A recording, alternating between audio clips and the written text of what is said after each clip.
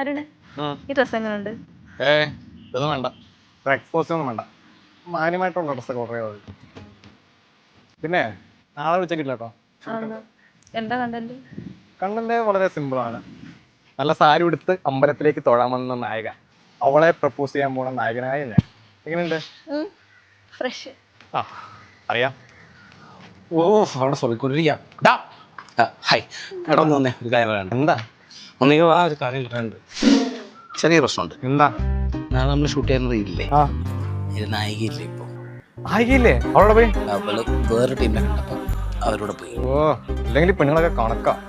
ചെമ്മീൻ ചാടി മുട്ടോളം, പിന്നെയും ചാടി ഷട്ടിയോളം. നീ വേറെ നായകനെ ഒപ്പിക്കുന്നത്. ഞാൻ അവിടെ ഒപ്പിക്കാനാ? എടാ പിന്നെ ഞാൻ ഒപ്പിക്കണോ? നീ പോയി ഒപ്പിക്ക്.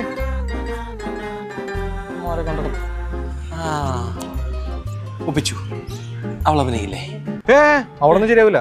ഒരു റീൽ അഭിനയിക്കണം. എടാ അവളെ എന്റെ മാത്രം നായിക, അങ്ങനെ പബ്ലിക് ആയിട്ട് മറ്റുള്ളവന്മാർ വെള്ളം എനിക്ക് ഇഷ്ടമല്ല. എന്ത് മെന്റാലിറ്റിയാടാ. ജസ്റ്റ് ഈ ഒരു റീല് മാത്രം. എടാ അവള് ഭയങ്കര മോഡേണാ, സാരി ലുക്കിൽ അവള് ചെയ്തിട്ടില്ല. അത് ഞാൻ നോക്കിക്കോളാം. Excuse me. എടാ ഇല്ല, അവന് വലിയ കുഴപ്പമുണ്ടാവാൻ വഴിയില്ല. താൻ ഓക്കെയാണോ? പക്ഷെ താൻ വിചാരിക്കുന്ന പോലെ ഒന്നല്ല, അവനൊന്നും ഇഷ്ടമല്ല. എടാ ഞാൻ അപ്പളെ പറഞ്ഞില്ല അവള് സമ്മതിക്കില്ലെന്ന്. അവള് മോഡേൺ ഡ്രസ്സിലാണ് ഫുൾ ടൈം, സാരി ഒന്നും ഉടുക്കില്ല അവള്.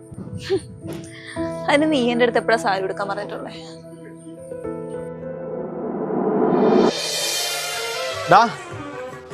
എവിടെ നായിക? അവിടെ ഇന്നലത്തെ സ്നേഹയെ കുറച്ച് കൂടിപ്പോയി. എന്ത്? ഞാൻ വിളിക്കാൻ ചെന്നപ്പോഴേക്കും അവൾ അമ്പലത്തേക്ക് തൊഴാൻ വന്നു.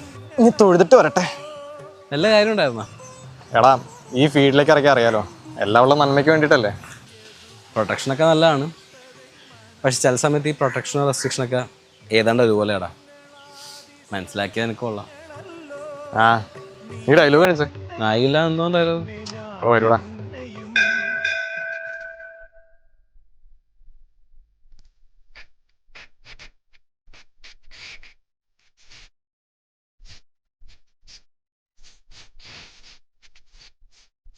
നീയല്ലേ പറഞ്ഞ അവൾക്ക് സാരിലൊക്കെ ചേരില്ലെന്ന്?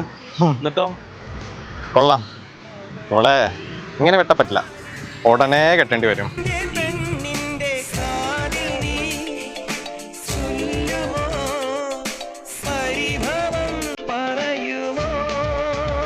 കൊള്ളാം, തരക്കേടില്ല.